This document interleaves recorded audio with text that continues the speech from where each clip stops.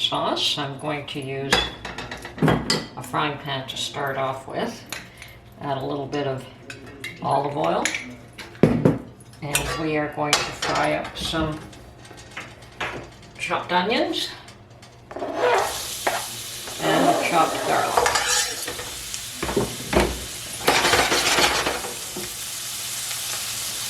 And I should turn that heat down. I had it up too high. So we just want to lightly toast those.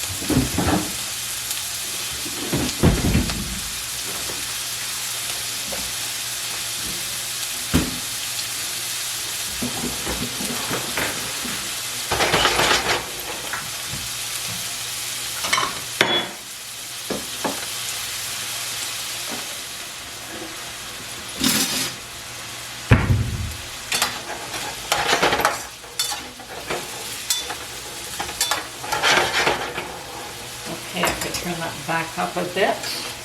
And now I'm going to add, I think it's around 2 pounds, maybe 1 3/4 pounds of ground beef and ground pork. As I've stated, you want a nice spaghetti sauce, you add a bit of pork. Doesn't have to be all pork. And we brown all of this.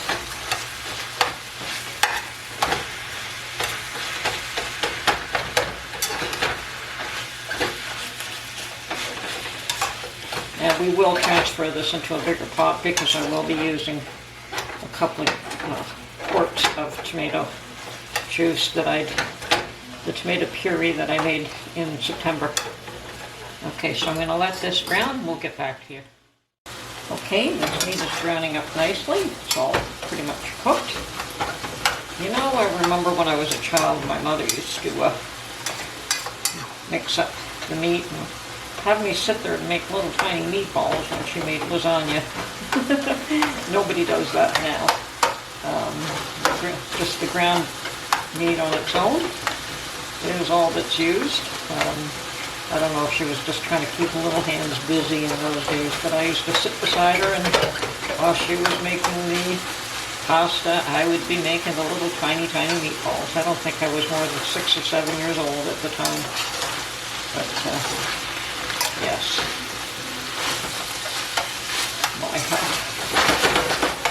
You remember these things.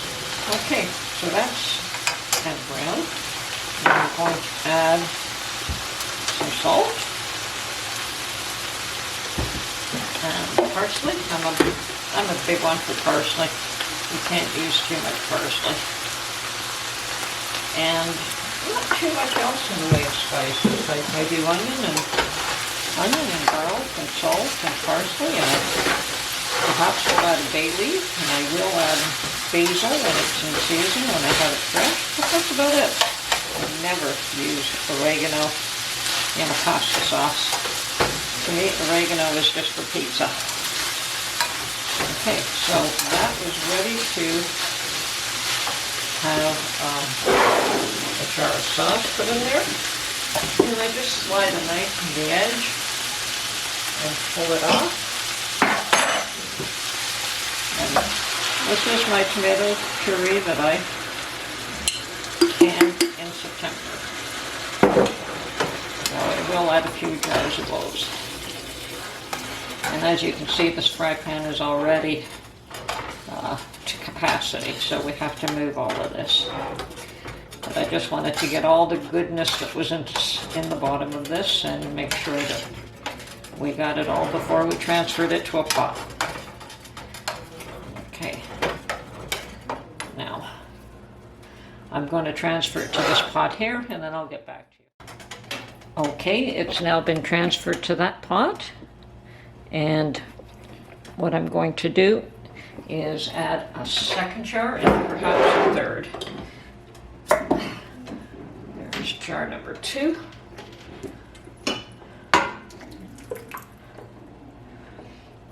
I have a lot of pasta there, so I should take advantage of this and make as many lasagnas as I can. Yes, I will go for a third.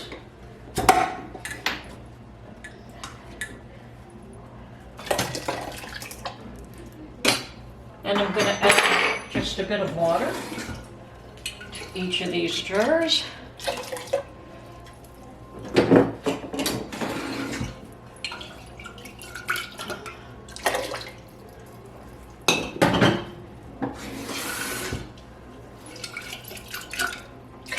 Okay.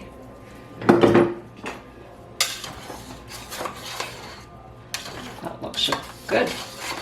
Now, I did mention to somebody that if you think that your tomato sauce is too acidic, add a carrot. And I've been finding my tomato sauce a bit on the acidic side. Now, I have heard of people adding brown sugar.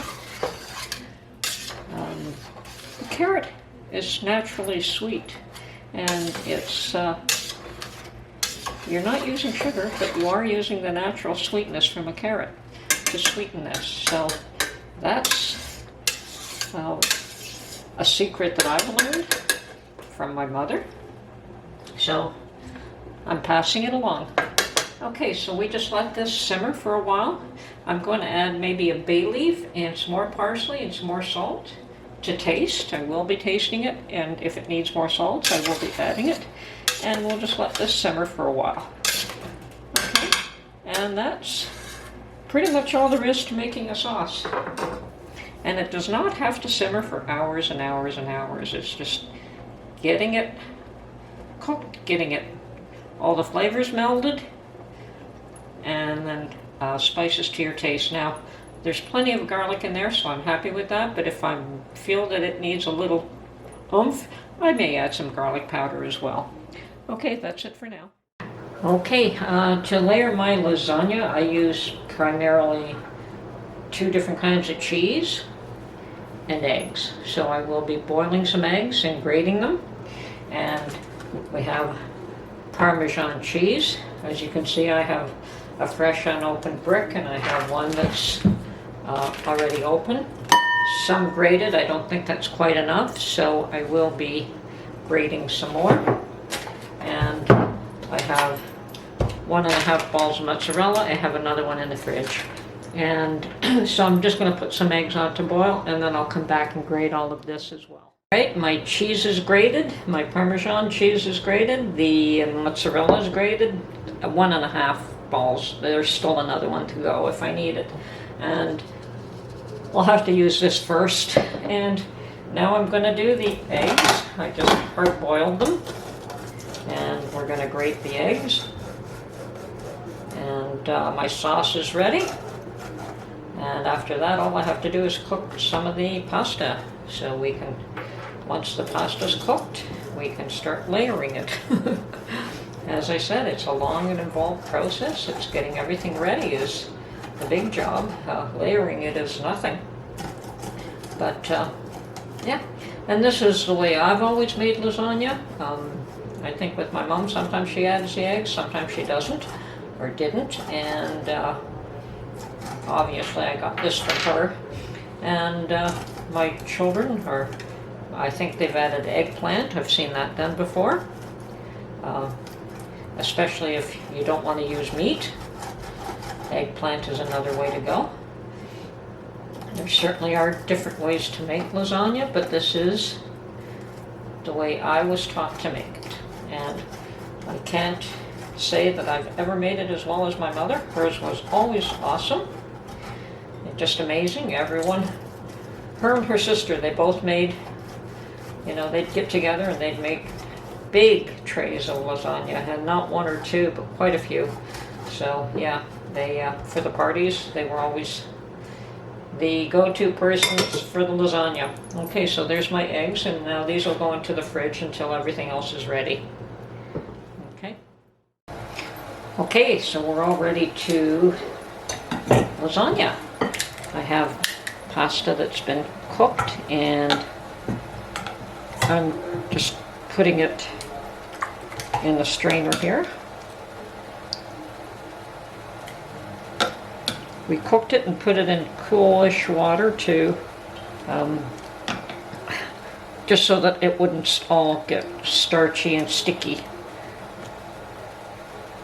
But now I want to drain it out of the water. Okay, so we have our pasta, we have our mozzarella, we have our eggs, we have our Parmesan cheese, and our sauce. So let's get making. Start off with a little tray. I'll put this out of the way here so that we can see what's going on. A small amount of sauce at the bottom.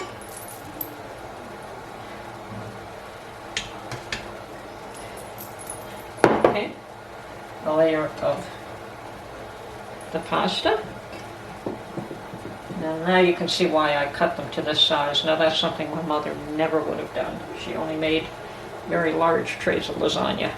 But to each his own. Okay, so now, once again, a little bit of sauce, and you don't go heavy on the sauce. A little bit of Parmesan, which adds an awesome flavor. A little bit of mozzarella. A little bit of egg. And we continue. Little slice of pasta. These are just the right size for this. And we just continue until we run out of ingredients. That's all.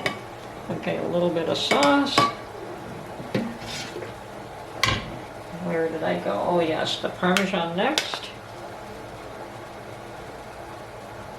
A little bit of mozzarella. A little bit of egg. And so on. So I'll make a few of these, or at least I'll finish one off, and then I'll get back to you. Okay, so I've managed to complete 3 of these, and they are a good healthy serving for 2. They could even serve 3, depending on if you wanted to serve a salad and some bread and something else with it. So it definitely will serve 3.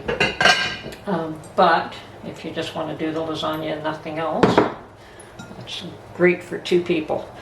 So I'm going to continue. I'm running a little bit low on the eggs, but that's fine. I will still put these together without the eggs if I run out. And, you know, as long as I have the 2 cheeses and sauce, I'm good to go. So let's continue along. I've got this little different tray. It's not as deep, but it is a little wider, so just a different shape.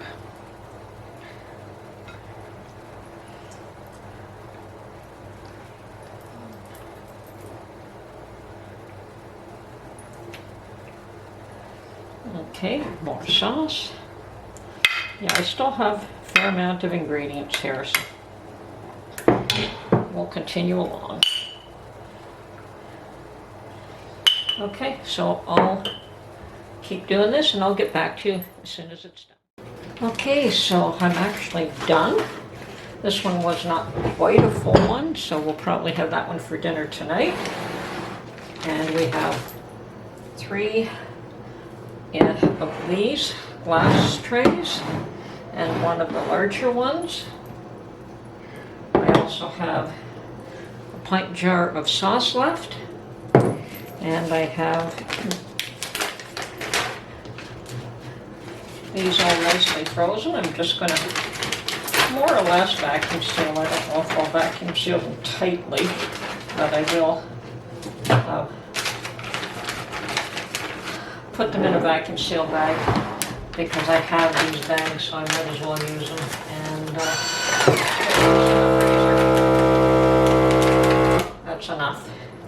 I don't want to crush them.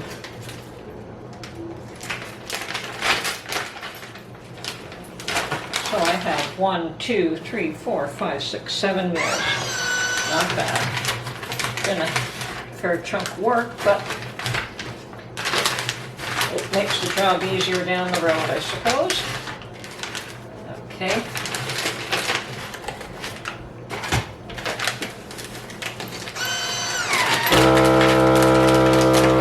That'll do. Just have to find a cup for that. And these will also get frozen. These are one of those meals that freeze beautifully.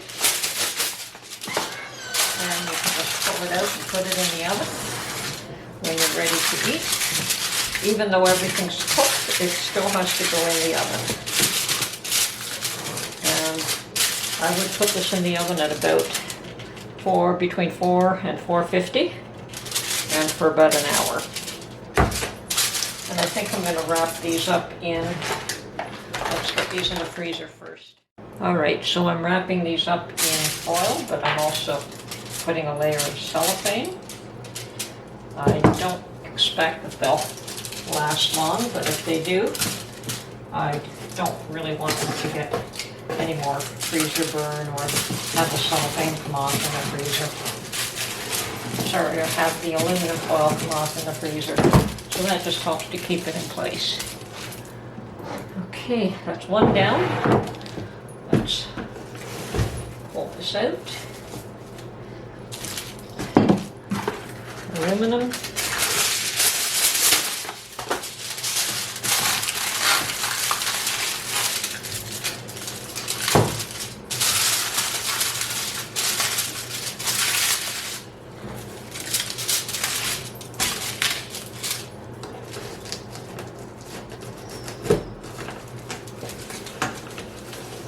Seems to cut better from this side. Okay, that's 2 down. Anyway, that is my lasagna. I hope it was informative, and I'm definitely having one of these for dinner tonight. Anyway, that's my video. I hope you enjoyed it, and we'll catch you on the next one.